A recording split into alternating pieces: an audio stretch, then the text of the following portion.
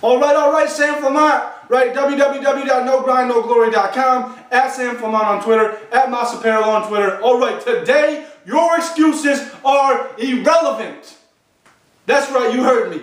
Your excuses are irrelevant. Nobody cares about your excuses. Nobody wants to hear your excuses. And the people that want to hear your excuses, they want to hear them because they're glad that it's you and it's not them.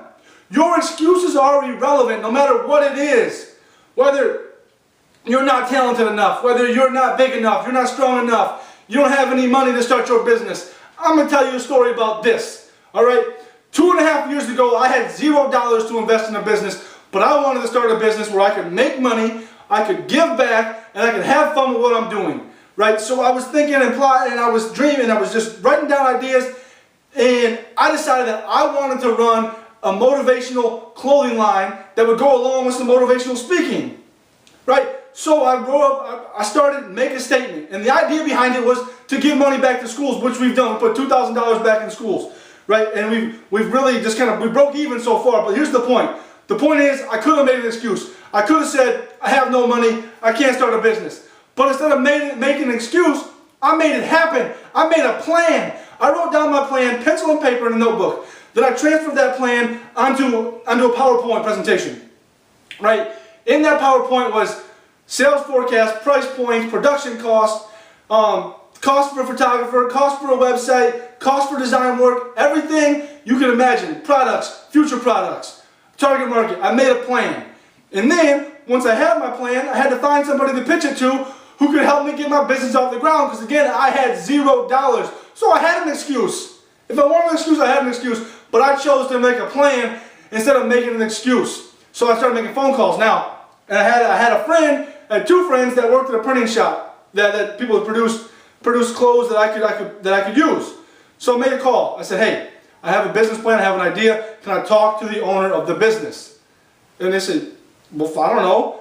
Here's his email. I emailed the guy. He gets back to me.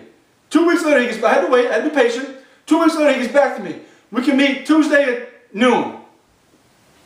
I roll in, got my business plan on my little drive. He puts it in his computer. He looks through it, he says to me this. He goes, what do you need from me? What do you need from me? I said, I need 100 shirts, bought at your cost. I need them printed, and then I need 4 months to pay you back. And he's like, that's it? He's like, here's the deal. Listen, I don't think this business is viable the way you have it set up. But for some reason, I think you'll learn, and I like what you're doing, and I like your energy for it, and I think you'll adjust as you go. So yeah, 100 shirts are yours. We printed 100 shirts.